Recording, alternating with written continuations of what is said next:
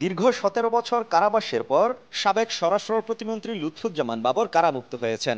আজ দুপুর ১:৩০টায় কেরানীগঞ্জে ঢাকা কেন্দ্রীয় কারাগার থেকে বের হন তিনি। বিষয়টি নিশ্চিত করেছেন ঢাকা কেন্দ্রীয় কারাগার senior jail super Sumaiya Akter. তিনি জানান, সাবেক স্বরাষ্ট্র প্রতিমন্ত্রী লুৎফুজ্জামান বাবর কারাগার থেকে মাত্র বেরিয়ে গেছেন।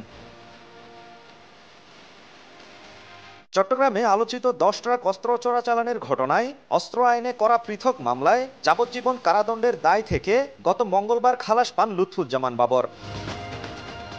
বিচারপতি মোস্তফা জামান ইসলাম ও বিচারপতি নাসরিন আক্তারের সমন্বয়ে গঠিত হাইকোর্ট বেঞ্চ এই রায় ঘোষণা করেন। এই রায়ের মাধ্যমে বাবর তার বিরুদ্ধে করা সব মামলা থেকে খালাস পেয়েছেন। এদিকে বাবরের মুক্তি উপলক্ষে সকাল থেকে কেরানীগঞ্জে ঢাকা কেন্দ্রীয় কারাগারের সামনে জড়ো হয়েছেন হাজারো নেতাকর্মী। নেত্রকোনা ৪ আসনের অসংখ্য মানুষ ব্যানার ফেস্টুন নিয়ে স্লোগান দিচ্ছেন নেতার মুক্তির আনন্দে।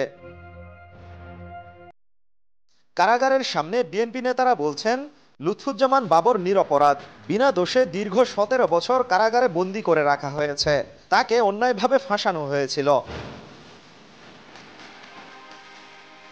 উল্লেখ্য, ২০০৭ সালের ২৮ মে আটক হন লুৎফুজ্জামান বাবর। এরপর বিভিন্ন মামলায় তার দণ্ড হয়। এর মধ্যে ২টি মামলায় তার মৃত্যুদণ্ডাদেশ দেওয়া হয় এবং একটিতে দেওয়া হয় যাবজ্জীবন কারাদণ্ড।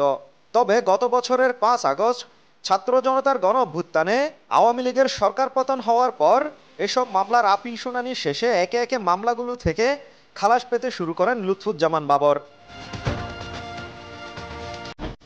News desk, Chattala 24।